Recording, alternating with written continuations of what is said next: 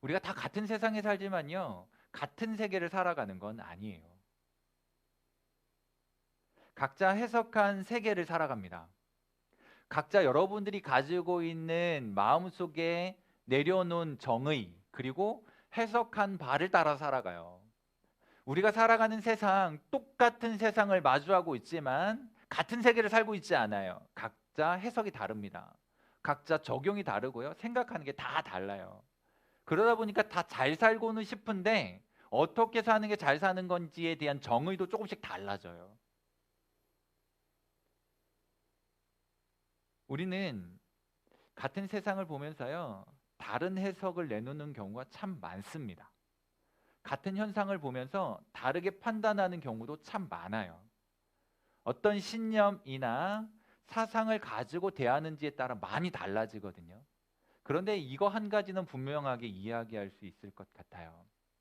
유행이 순환하는 것처럼요. 어느 시기가 되든지 간에 또 유행은 바뀔 것입니다. 흐름이 있을 거예요.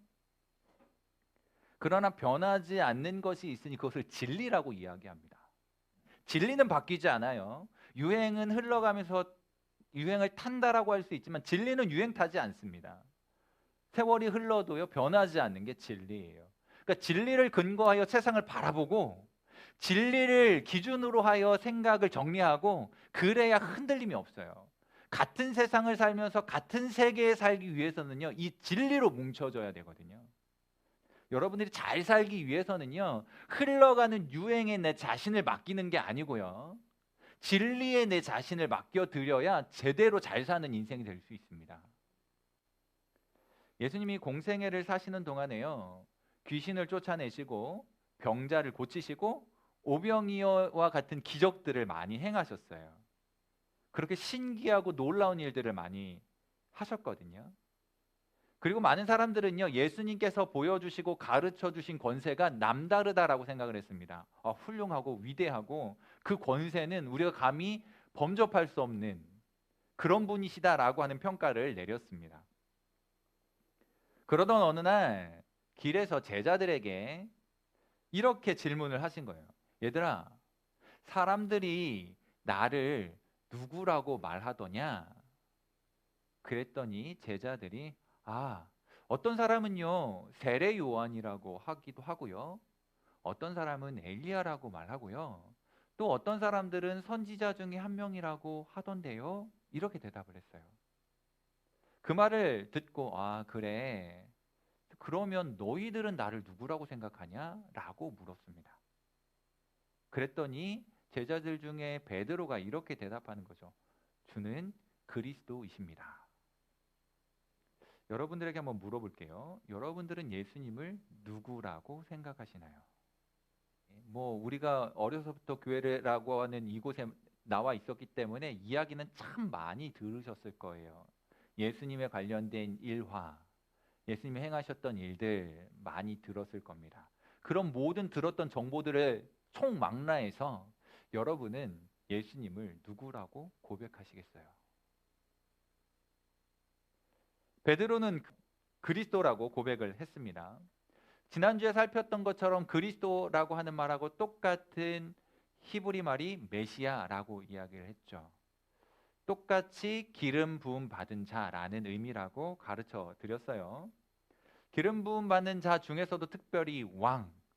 여러분 한번 생각해 보세요. 그 나팔이 크게 울려 퍼지면서 대관식을 하는 그런 장면 한번 떠올려 보시자는 거죠. 왕의 자리에 등극해서 이제 온 천하에 이가 바로 왕입니다라고 선포하는 대관식의 현장이라고 생각해 보세요. 얼마나 영광스럽겠어요. 그럴 것 같죠? 그런 기름 부음 받은 자, 왕이라고 하는 의미로 베드로가 지금 이야기하고 있어요. 예수님께서 되게 묵직한 질문을 던지셨는데 그 질문에 제대로 대답을 한 거예요. 그러니까 베드로의 생각에는요, 로마의 억압으로부터 해방시켜 주고 눌려 있었던 상황과 상태로부터 자유를 얻게 만들어 줄 그런 기름 부음 받은 자, 왕으로 오셨다라고 믿고 따르고 있었거든요. 그래서 그렇게 대답을 했어요. 그런 기대를 가지고 있었단 말이죠. 그런데 그 말씀을 듣고는, 그 베드로의 고백을 듣고는요, 예수님께서 이상한 반응을 보이십니다. 그리고 말씀하시는 거예요. 근데 예수님께서 하시는 말씀을 듣고는요, 듣고 있던 제자들에게는 충격이었어요.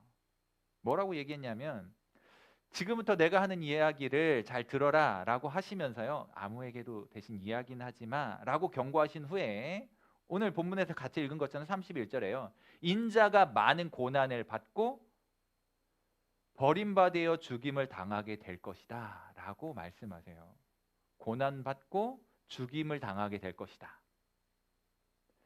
그럼 고난이라고 하는 말, 그리고 죽임 당한다는 말, 지금 이 상황에 어울리는 말 아니죠? 왕으로 오셨다고 생각을 하는 이들에게 고난을 받게 된다, 죽임을 당하게 된다라고 말씀하시는 거예요. 그들의 기대를 한순간에 와르르 무너뜨리는 그런 말씀이셨습니다. 고난도 어울리지 않는데 죽임을 당한다는 거예요. 직전에 베드로가 주는 그리스도이십니다, 기름 부음 받은 자로서 왕으로 우리에게 오셨으니 왕의 자리에 오르셔서 우리를 영광스럽게 다스려 주십시오, 뭐 이런 표현일 텐데, 나 고난 받으러 왔어, 나 죽게 될 거야, 이렇게 얘기하시는 거예요. 말이 안 되죠. 앞뒤가 안 맞아요. 제자들이 기대했던 그런 이야기가 아니었습니다. 이상하다, 저런 말씀하시면 안 되는데, 그래 내가 얼마 후면 왕이 돼서 너희들 위해서 내가 한 자리 쫙 깔아줄게, 뭐 이런 식의 말씀을 하셔야 되는데, 먹고 사는 문제 해결해 줄게, 너의 자유를 보장해 줄게, 너희가 원하는 거 다 들어줄게, 이런 말씀을 하셔야 되는데, 나 고난 당하게 될 거야, 그리고 결국엔 죽게 될 거야, 이렇게 말씀하시는 거예요. 로마를 완전히 물리치고 함락시킨다는 것은 뭐 너무 나간 것이라 할지라도, 적어도 우리가 살고 있는, 그들이 살고 있는 유대 땅만큼은 좀 회복시켜서 좀 살만한 곳으로 만들어주길 그렇게 기대하고 있었을 텐데, 그런 말씀은 아무데도 하지 않으시고요, 죽을 것이다 라는 말씀을 하시는 거예요. 그러니까 이분을 그리스도요 메시아로 우리의 구원자로 고백한 이들에게는요, 예수님의 말씀이 쉽게 받아들여지지 않는 거예요. 예수님께서 내가 고난 당하고 죽게 될 거야, 이 표현을 잘 들여다보면요, 선택사항이 아니라는 걸 발견하게 됩니다. 내가 죽을지도 몰라, 이게 아니고요, 난 죽어야 해, 이런 말이거든요. 선택사항이 아니에요. 여러분들이 뭔가 이제 회원가입을 할 때 뭐 이렇게 체크하는 거 보면은 필수, 조건, 뭐 아니 뭐 선택 이런 거 있잖아요. 선택은 체크 안 해도 돼요. 그 다음으로 넘어가는데 문제가 안 돼. 그런데 필수사항은 반드시 체크해야 넘어가잖아요. 예수님께서 말씀하시는 건요, 필수사항이에요. 고난당하시고 죽어야 된다는 거 필수사항, 이거를 체크를 해야 그 다음으로 넘어갈 수 있는 거예요. 내가 피할 수 있는 게 아니고 안 해도 되는 그런 게 아닙니다. 반드시 그렇게 해야 된다라고 하는 필수사항이었어요. 예수님은 고난 당하셔야 했습니다. 그리고 버림받으셔야 했고요, 죽임을 당하셔야 했습니다. 이것이 하나님의 계획이셨어요. 그리고 예수님이 알고 계신 십자가의 길이었고요, 고난의 길이었어요. 고통의 여정이었고요, 죽음의 길이었습니다. 그렇게도 피하고 싶으셨겠지만 피할 수 없는 길이었어요. 우리 인간들을 위해서 오신 예수님처럼 예수님을 위하여 누군가가 대신 십자가의 길을 가줄 수만 있다면 아마 피하고 싶으셨을 것입니다. 그런데 예수님을 대신하여 누구도 하실 수 없는 일이었거든요. 예수님만이 하실 수 있는 일이었어요. 예수님만이 지실 수 있는 십자가였습니다. 그런데 이것을 알지 못하는 베드로는요, 32절 말씀처럼 예수님을 붙들고 항변하는 거예요. 항변한다고 되어 있는데요, 이 말은요, 이전에 예수님께서 귀신을 내쫓으실, 사탄아 물러가라, 뭐 귀신아 물러가라, 뭐 이렇게 외치시고 막 꾸중하시고 혼내실 때 그런 장면을 생각하시면 됩니다. 베드로가 지금 항변하는 거는 예수님한테 그런 식으로 거칠게 항의하고 있는 거예요. 거칠게 들이대고 있는 거죠. 이 순간 베드로의 마음은요, 한번 우리가 상상해 보자는 거죠. 기대, 모든 가지고 있었던 기대들이 와르르 무너지는 순간입니다. 기대가 크면 실망도 큰 법이죠. 무슨 말씀이세요? 죽으시다니요. 내가 지금 예수님께 모든 거 포기하고 따라왔는데, 내가 먹고 살기 위해서 모아놓았던 그 모든 것들 심지어 그물까지 배까지 다 버리고 주님 따라왔는데 무슨 말씀이세요? 이다음부터 나 어떻게 하라는 말씀이세요? 뭐 이런 식으로 거칠게 항의하는 거예요. 내가 원하는 대로 이루어지지 않으면 속이 상하죠. 여러분들 마찬가지잖아요. 내가 원하는 대로 되지 않으면 속상한 거거든요.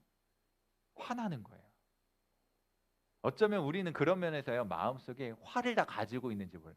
지금 뭐 그렇지 않은 척하고 다 있으니까 별로 티나지 않지만, 내가 원하는 그런 상황들이 이루어지지 않거나 내가 원치 않는 상황에 놓이거나 내 마음에 원하는 거, 내가 좀 불편하게 여기지는 그런 상황들이 나에게 다가왔을 때 화나는 거거든요. 짜증나는 거거든요.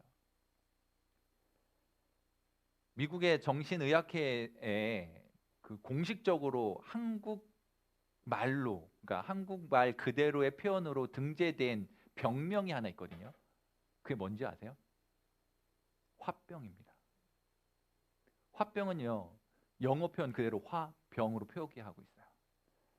미국 사람들은 잘 몰랐는데 한국 사람들을 조사해보고 연구해보니까 화병이라는 게 있구나. 화병이 뭐냐면요, 우울증하고 좀 비슷하답니다. 그러니까 우울증에서 나타나는 기본 증상에다가요, 여러분 한번 잘 진단해보세요. 내 안에 내가 화병이 있는지 없는지. 이런 증상이 있다 그래요. 가슴이 답답하고요, 숨이 막히는 증상이 있어요. 화가 나고요, 뭔가 치밀어 오르는 느낌이 있는 거예요. 억울하고 분한 마음이 있고요, 막 식은땀이 나고 공포감까지 느껴지는 거예요. 그런 증상들이 화병의 증상이라고 합니다. 지금은 잘 모르지만 어느 순간에 우리 이런 적 많잖아요.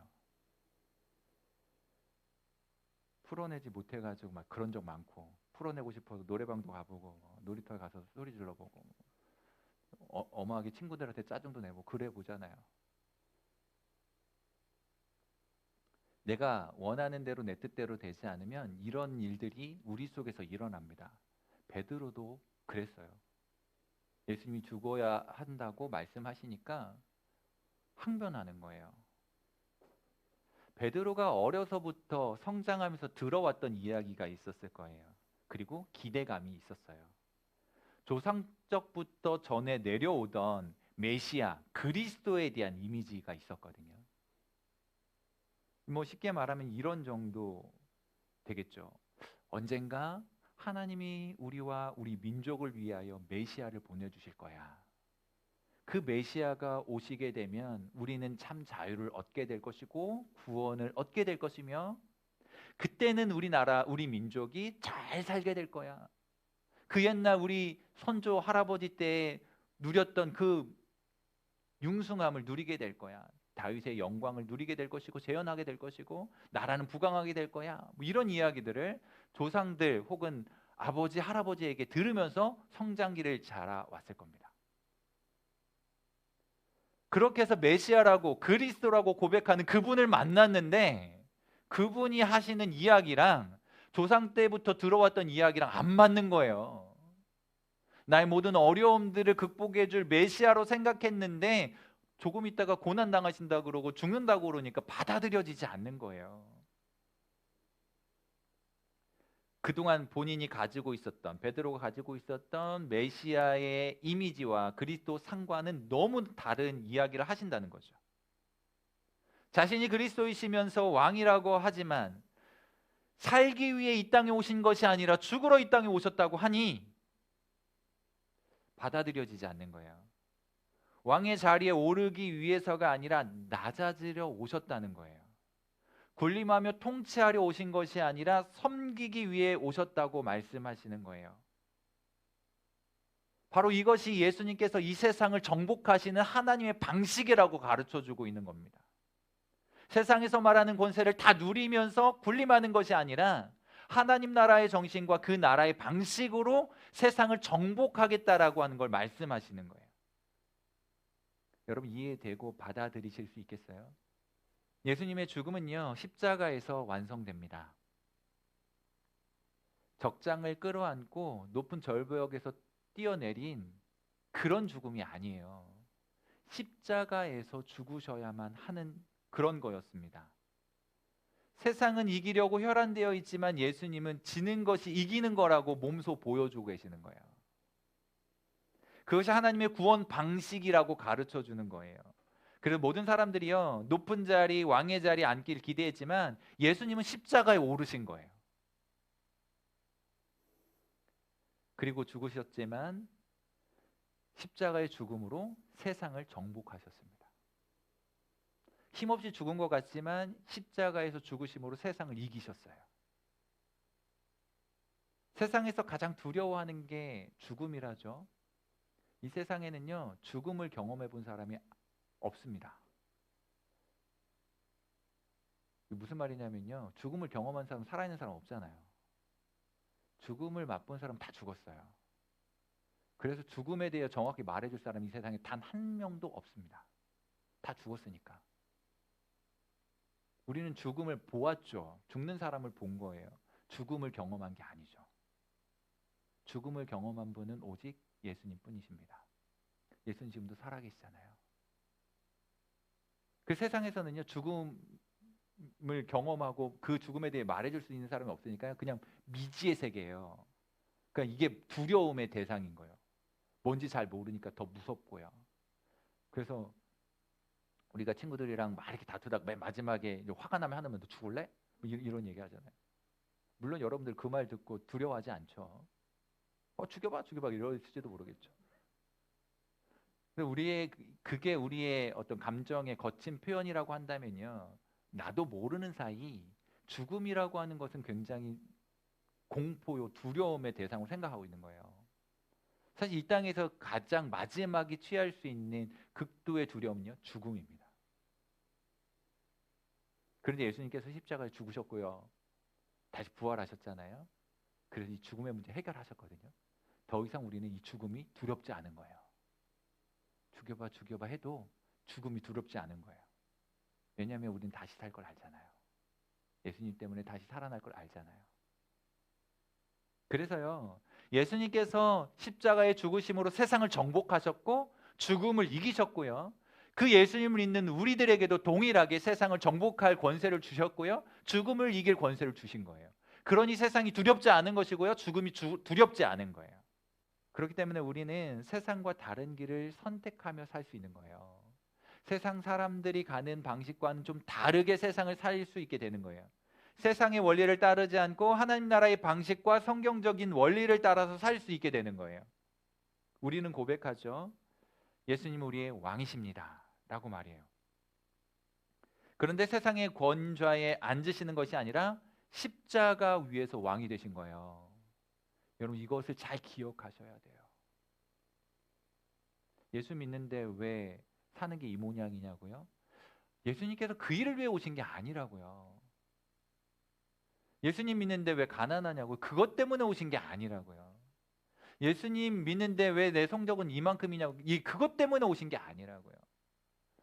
우리가 어려서부터 돈으로도 못 가요, 뭐 맘착해도 못 가요, 얼굴 잘생겨도 못 가요, 뭐 그러잖아요. 그런 노래 많이 부르고 자랐죠? 안 불렀어요? 너무 오래전 이야기인가요? 찬양은 그렇게 하고 불렀는데요, 우리의 생각은요, 그래도 예수님 믿으니까요 잘생기게 해주세요, 그래도 예수님 믿으니까요 부자 되게 해주세요, 그래도 예수님 믿으니까요 건강하게 해주세요, 그래도 예수님 믿으니까요 성공하게 해주세요, 이런 생각들로 가득 차 있거든요. 예수님께서 그렇게 인도해 주시기를 축복합니다. 예수님께서 여러분들에게 그렇게 함께 해 주시기를 축복합니다. 그러나 그렇지 않다 할지라도 예수님께서 가신 길은 분명한 거예요. 세상의 높은 자리가 아니라 십자가 위, 권세를 누리면서 호령하는 그런 자리가 아니라 낮아지시고 없는 자들과 함께 하시면서 섬기는 왕이셨다고요. 십자가는 그런 겁니다. 이 개념이 여러분들의 마음속에, 생각 속에 분명하게 세워지지 않으면 세상 이상하다라고 평가하게 되는 거예요. 영 세상 이상하네, 이렇게 살아서 뭐해, 교회 다녀서 뭐해, 신앙 가져서 뭐, 이렇게 하는 거예요. 예수님께서 우리에게 분명하게 가르쳐주고 싶으신 것이 있습니다. 고난을 받고 죽임을 당하고 다시 살아날 것이다. 그것이 그리스도 상이에요. 그분이 메시아이십니다. 우리는 그분을 믿는 거거든요. 우리가 한번 잘 생각해 보세요. 우리는 누구의 말에 더 귀를 기울여 듣게 되는지 한번 생각해 보세요. 권세를 부리며 이기적인 왕의 말을 듣고 싶으신가요? 자기밖에 모르는 귀족의 이야기를 듣고 싶으신가요? 아니면 자신은 손해를 보더라도 다른 사람들을 위해 낮아지고 자기 것을 내어놓을 수 있는 친구의 이야기가 더 잘 들려오시나요? 분명하잖아요. 이기적인 지도자를 원하는 게 아니죠. 자기밖에 모르는 배부른 왕을 기대하는 거 아니에요. 우리와 같이 낮아지고 내 옆에서 함께 할 수 있는 그런 친구 같은 우리를 다스리는 통치자를 원하는 거 아니에요? 나 이 이야기를 들어줄 수 있고 나와 함께 하시는 그런 메시아 기다리는 것 아니에요? 그런 메시아 성적하고 상관없잖아요. 부자, 가난한 자 이거 상관없잖아요. 건강하냐 못하느냐 하고 상관없잖아요. 내가 어떤 상황과 어떤 형편이든 나와 함께 하시는 분, 나를 위해 나와 친구 되어 주시기 위해 나의 목소리 귀 기울여 주시기 위해 오신 분, 그분이면 되는 것 아닌가요? 나머지는 형편대로 주님께서 인도하시는 대로 사시면 돼요. 부자가 되게 하셨으면 그 부유함을 나누며 사시면 되고요. 가난하게 하셨다면 가난한 자의 아픔을 함께 헤아려 그들의 마음을 위로할 수 있으면 돼요. 공부 잘하면요, 좋은 머리를 가지고 어떻게 하면 하나님 나라를 이롭게 할 수 있을까 생각하며 펼쳐 나가시면 되고요. 공부 잘못하면 공부가 아닌 다른 방식으로 하나님께 영광 올려드리면 돼요. 우리는 그런 조건 때문에 하나님의 백성이 되는 것이 아니라 하나님의 백성이기 때문에 그런 조건들도 극복하고 정복할 수 있는 사람들입니다. 그런 힘을 기르고 사셨으면 좋겠어요. 예수님은 우리의 친구가 되어주시려 친히 낮아지셨습니다. 그리고 섬기셨어요. 그리고 십자가도 마다치 않으셨습니다. 비록 우리의 바램과 기대하고는 다른 방향으로 가신 것 같아 보이지만 결국 그것이 진짜로 여겨지는 거예요. 세상이 가는 방향과는 좀 달라도 십자가가 있는 그 길을 걸어가는 거죠. 여러분도 마음속에 이런 생각하실 거예요. 세상을 향해 한 방 멋지게 날리고 싶다. 그런 생각 있으시죠? 그랬으면 좋겠어요. 대신 믿음을 갖추고요. 하지만 세상 속의 기독교와 우리 애들의 모습은요, 약하다고 생각이 될 때가 많잖아요. 그리고 실망하게 되는 때가 있을지도 모르겠어요. 그러나 꼭 잊지 말았으면 좋겠습니다. 믿음 안에서 반드시 세상을 향하여 멋지게 한 방 먹일 날이 올 것입니다. 어떤 방식으로든지 가네요. 그러므로 이제 우리는요, 세상과 결을 같이 하는 것이 아니라 세상과는 좀 달라도 우리가 걸어가는 길에 십자가가 없으면 그 길을 돌아서서 십자가가 있는 그 길을 걸어가는 거예요.